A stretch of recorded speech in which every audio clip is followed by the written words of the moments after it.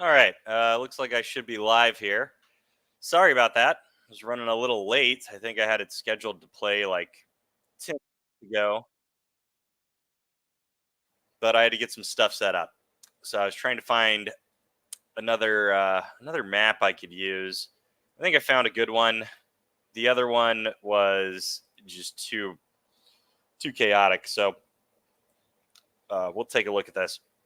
But first, what I'm going to be talking about today is just all the kind of the news going around. About Kamala Harris and her VP pick and what the updates as far as things have changed and stuff like that. It hasn't changed a lot, essentially. We started to see some of the very first polls come out since she became the actual nominee, and she is, I guess not officially yet, but basically officially she's the nominee. I think they're going to make it official in like the next week here. And I'm going to look at what I think basically the odds are and what the election map would look like for her. At this point, there's, like I said, not a lot of information. This would probably be better to do to like wait a little bit. But I'm more interested in like who she's going to pick for her VP and why she might pick these people. I personally think she should pick Josh Shapiro. I only see like one downside to that guy. It's essentially just that he's Jewish, and it might piss off the Muslims in Michigan. That's it. I don't know why else you wouldn't want him. He kind of checks all the boxes. He's a little more moderate, which at this point they want to get a little more moderate, I think, on everything. He's also, demographically like the reverse of her. He's a white guy, so that's always useful just for, I don't know, optics and stuff. I feel like it would look a little weird if you were to like throw up, like if it were for Gretchen Whitmer or somebody like that, and you just had two chicks on the ticket. I don't know that that's going to work out for you.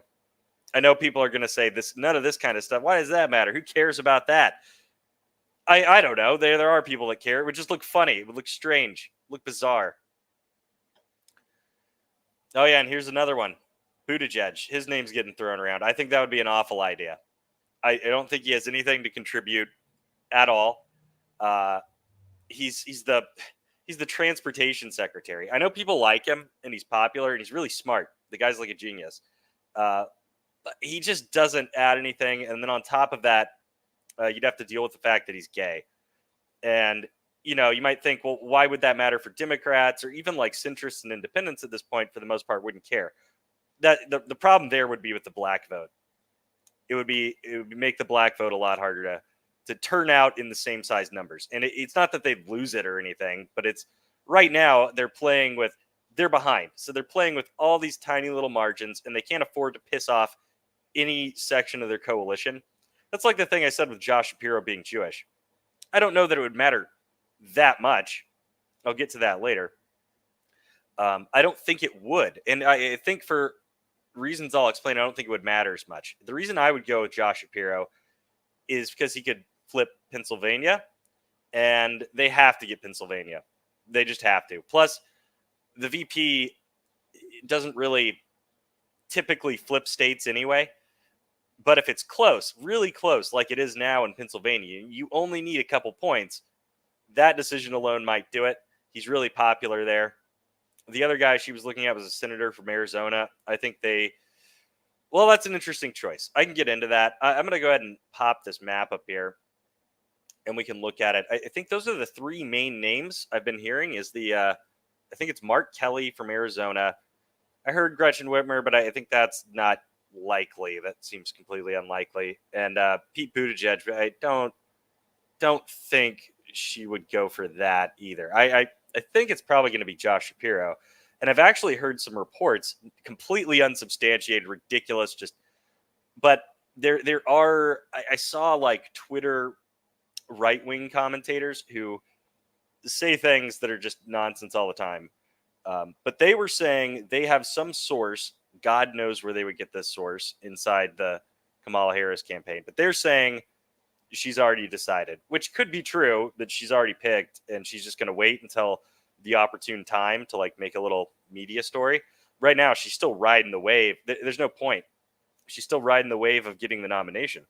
she can save the VP pick for a couple weeks, and get another big boost in the media and all that stuff. So might wait for a little while. He doesn't, but he's a familiar face with the administration. Yeah, but I mean, I think they're going to want to pick somebody that could be a tiebreaker, that could flip a state for him. Even though, like I said, VPs typically aren't going to do that. I think Josh Shapiro could, just because it's so close in Pennsylvania and he's so popular there. He's like, the poll I looked at today said he had a 60% approval rating, which in today's day and age is like, that's like a monumental achievement. I think both Trump and Kamala Harris have like a, I don't know, 35 to 40% approval rating. So that's pretty good, I think, for him. But anyway, let me try and pop this map up here. Make sure I get the right one. Let's see. All right. So this is a map I found from the University of Houston. Let me see. Is this zoomed in too far?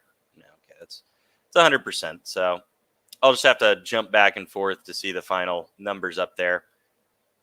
There's a couple annoying things about this map. You can't see. It might actually help if I zoomed out one. Can I do that?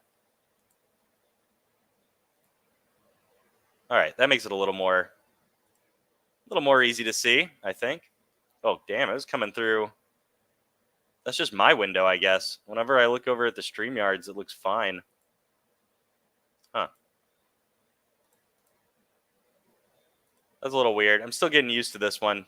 That's weird. It comes through like perfect on StreamYards. On my map, it's a little close, but whatever. This one's a little wonky, but I like it better than the other one, just because it doesn't have like a million ads playing in the background and around the sides and shit. And this one doesn't let you, it's a little easier to flip the states in certain ways, but it also doesn't have the feature where you get like the shaded, like it shows you how red or how blue they are. It doesn't really matter for our purposes here. What I have it set up as is what I had for Joe Biden when he was in the campaign. So Republicans winning 326 to Dems 212. And that was based on Emerson's swing state polls, the most recent ones. That was like his landslide, and almost all of it was outside of the margin of error. It was that bad, 326 to 212. I think there's a couple in there. I think Virginia was still in the margin of error, and maybe, I don't know, Pennsylvania, I think. But the rest of them, I think we're all completely out of it. And so that's what we're looking at, 326 to 212. I don't think Harris has changed a lot, especially it's way too early to really tell. I think the only one that's kind of flipped back is Virginia. There's not a ton of polls, so I'm kind of just going with what forecasters are saying and how they're interpreting the polls that they do have, because it's kind of hard to tell at this point. But it seems like she got that one and then either improved a little bit or stayed the same in all the other swing states, which, if you don't know, I'll just put them in gray. Basically, these are considered like the swing states here. And sometimes they'll throw in Virginia or North Carolina. I guess I'd call Virginia one at this point. But really, it's these 1, 2, 3, 4, 5. Those are sort of the main ones, and Georgia. So it's really 6. And then sometimes they include Virginia or North Carolina or both of those. Both of those seem like they're probably locked in. Those are more outside of it, I would say. I'm pretty sure Virginia is going to go blue. North Carolina is going to go red. The rest of these, some of them I think are out of the game. Like, I think they're going to win Nevada for sure. I don't know about Georgia. That one will be interesting. So she did a lot better in Pennsylvania. So I think, she's still losing it. So basically the state for Kamala, it still looks like this. Not greatly improved. 294 to 244. All she got back was Virginia. she's only down by like 2 or 3 points in Pennsylvania. So if she got Josh Shapiro, we could give her that maybe. Maybe she flips that back. Or I guess I left that blue. If we turn that red, yeah, okay, 313. So that was even with Pennsylvania. She was 294 to 244. So she's going to have to change some other shit. She needs at least one of these. Actually, I think she needs two. Two of these other states, at least. So, if, I don't know, they say like they do in the news media that she's like, for some reason, really popular in the black community, I guess because she's black and she's going to turn the vote out there and whatever. Maybe we could give her back Georgia because it's got a really high black population. So maybe she gets that. I don't think she's going to get it. The way I think it's going to turn out like this is what I think right now. The 294, Trump wins 244. But maybe she actually does do that. We'll see if the polls improve. Still not enough. He would still win 278 to 260. So where else would she get? She's doing pretty bad in both Michigan and Wisconsin up here.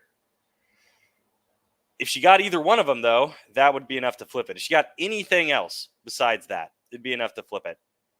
And I just don't know what she's going to do in those places. Just spend all of her money and time there? Maybe. But like I said, you might, if you did pick Josh Shapiro, maybe you get Pennsylvania, but Michigan's gone. Maybe she gets Wisconsin. I think an interesting one is Arizona. That'll be an interesting one because I think it's going to go red because of the border. But there's kind of the wild thing with Arizona. It should go red.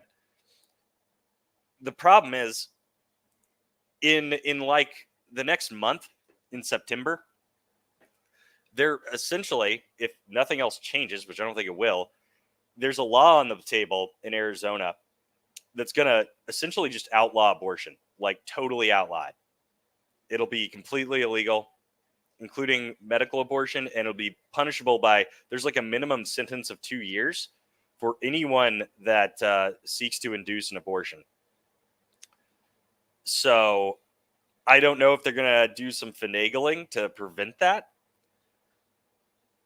somehow, maybe through interpreting it somehow, because it's a law from like 1864.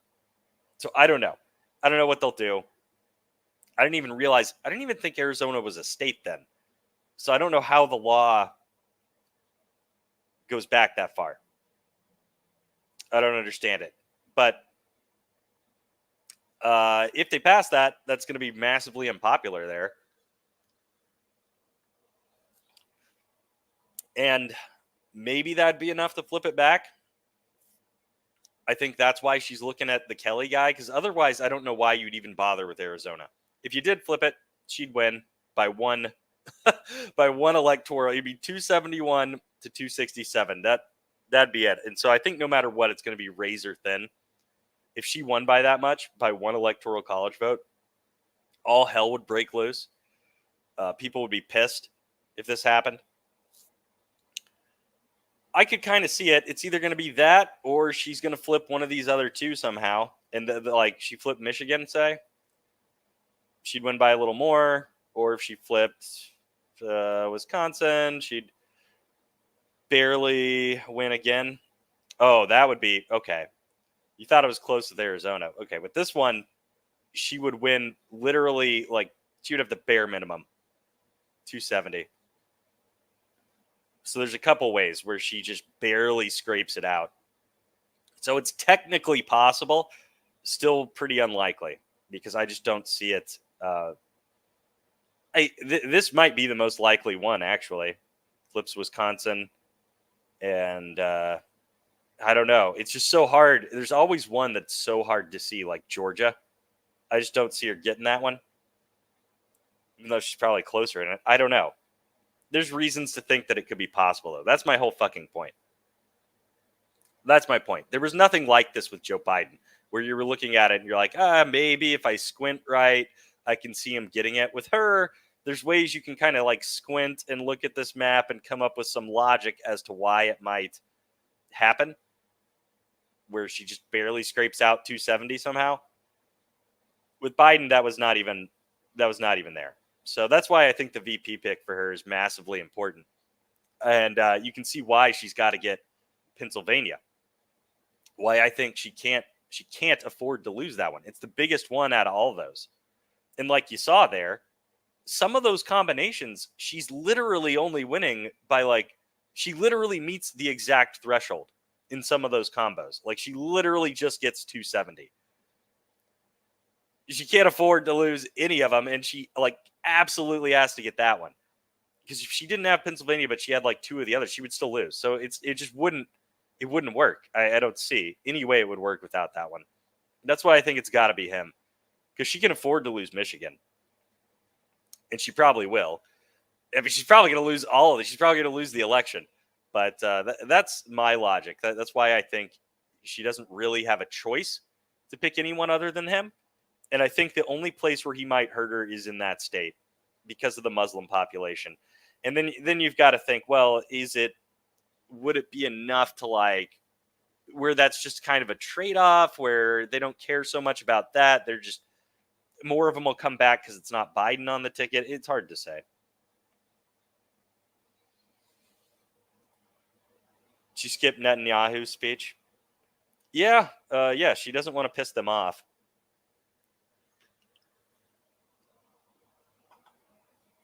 But putting Shapiro on the ticket would piss them off. And he's a moderate, from what I understand. I haven't looked into him too much, but I think that would set them off. He's very pro-Israel. So who knows? I feel like if she got him, he would take over, basically campaigning in Pennsylvania. She might make some token visits. I think she's just got to give up on places like Nevada. I don't know why she'd even go there. Yeah, or North Carolina. Maybe you do a token stop in each of those places just as a Hail Mary, but I feel like she gives Shapiro Pennsylvania, and then she just divides all of her time between, I don't know what you go for. Look, she'd have to look at the polling and see, probably make a couple trips to Arizona just to see if they do pass that abortion law and it changes things over there. Maybe you want some trips out there, some spending there, but I think then you dump it all into, maybe you just go for Michigan and Wisconsin, or you split between both of those in Georgia. I don't know. I don't know. Maybe you just do. Maybe I feel like you're gonna have to abandon some shit here and just put all your cards in on the table in a couple of places. But I'm not a fucking expert on this. I don't fucking know. I just think that's interesting. That's my argument. That's who I would tell her to pick. But maybe they've got their own reasons. Maybe they do think, okay, well, the polling's closer in all these places. We want to go way on the offensive and try and get a place like Arizona. But I don't think a senator is not the same as a governor in my view. Getting a senator of a state to campaign in the state, it's not going to be the same. It's not as they can be popular, but they're more worried about national politics, whereas the governor, if he's popular in the state, he's really popular with the people. He has direct impacts. They've seen him govern in that state, and so they're going to like him. They're more familiar. They'll like him more than I feel like everyone's more familiar with their governor than they are their senators. You know what I mean? Because it's just more directly impactful. So that's why I feel like it's got to be him. I can't imagine if she picked Buttigieg. To me that would be monumentally stupid. I just don't know what he could possibly add, and he's got his own downsides, like I said before. So, or it could be some wild card. I don't know, someone out of nowhere. But like I said, I think it's him. Anyway, those are just my thoughts on that and how it's going to go. We'll know more once the real polls start coming. I think it'll be another week before you have a really good idea how much things have actually changed. Maybe a couple weeks. I also saw a weird story today. Not a true story, but a kind of a meme on Twitter. People were saying, well, what was funny about this, people were saying JD Vance was fucking his couch, or that he fucked a couch when he was a kid or something. And that he wrote down the story in Hillbilly Elegy. where he stuck a rubber glove into a couch and fucked it. It turned out not to be true. It was just a joke, and it got turned into a meme. But what was hilarious about that was there was like actual fact checkers who got a hold of this story. I saw like this was an Associated Press had to do a fact check on this and on Snopes and stuff.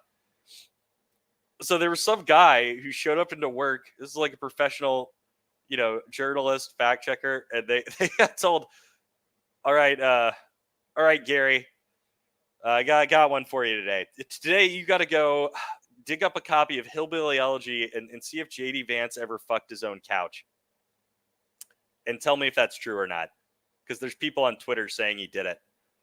And I thought that's just like the craziest. That's hilarious. I think it's funny because it's so stupid, but it's like inoffensive enough to still be somewhat believable. I thought it was fucking funny. It's just like, why the fuck would anyone make that up? I don't know. I think it's a hilarious meme. I don't think it's going to go away for a little while. The war in Gaza continues. It helps Trump because certain types will stay home and refuse to support genocide, in quotes, as they say. Yeah, that's right, man. That's why Biden was trying to do a ceasefire so hard, And I think that's a part of the logic behind the switch too, is that now Biden is free. He's free, and I don't think he's totally free, but if they can dissociate Harris from Biden enough, she can maybe, and I don't know if they'd want to do this because she's still currently the VP. She could say, well, that's him, and I'm me, or just it's just distanced enough to where they might say, well, let's see what she does. I do think he's going to still push for the ceasefire and try and hold back. If nothing else, just because if he accomplished the ceasefire, that's his legacy and stuff, But I do think it helps her. Like if they actually finished it up there and secured some kind of a ceasefire, that would absolutely help her, especially in Michigan. That's like the big one for whatever reason. I don't know why there's apparently so many Muslims in Michigan. I don't know why. I guess that's where Dearborn is, right? Is it just Dearborn, or is that just like the whole state? And I guess it's only a big deal because it's such a close margin there that it's like small amounts could be enough to make the change. But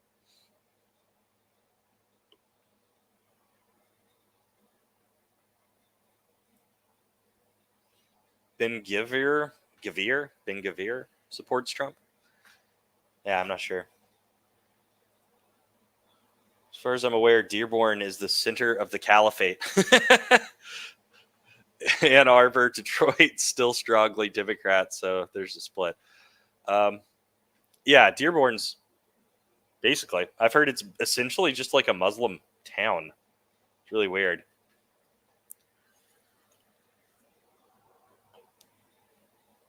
But that's kind of the big news of the day. I don't really have much more than that. I just wanted to make a prediction, call my shot, say I think it's going to be Josh Shapiro, and if it's not, I think she made a mistake. I don't know any of the other names, unless she goes with some wild card that I haven't thought of.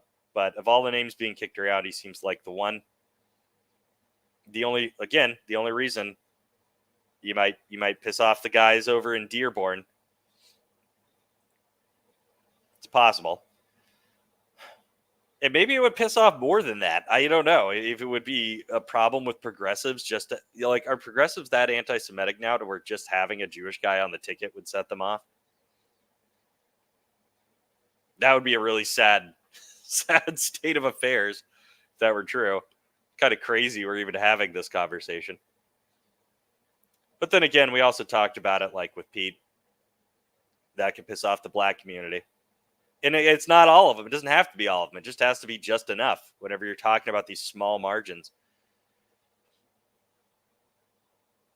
Or again, like I said with Gretchen Whitmer, just two women on the ticket. I don't even know. Like that would just look weird. It would just be weird to see that. And you can say, well, why isn't it weird to have two men on the ticket? It's like, well, you fucking know why. You fucking know why. Because that's always been that way. I'm not saying it's right. I'm just saying that's the way it is. That's the way it is. It would look fucking weird. It would look like you were pushing something. It would just be strange, and I feel like it would double up on like the kind of anyone that was like a little bit kind of I don't want a woman or whatever just because I don't think that would just like double up on it. So I don't think there's any chance of that. Even in the betting markets I saw with her was like 2% or something was on her. It was like the same you would get with Hillary Clinton or Michelle Obama. I saw them in the betting arena. The only three I saw that were anywhere was Mark Kelly, uh, Josh Shapiro, and Pete Buttigieg. That was it. They were like up in the 20s and 30s, I guess. That's all I got. I'll catch you guys later. Have a good night.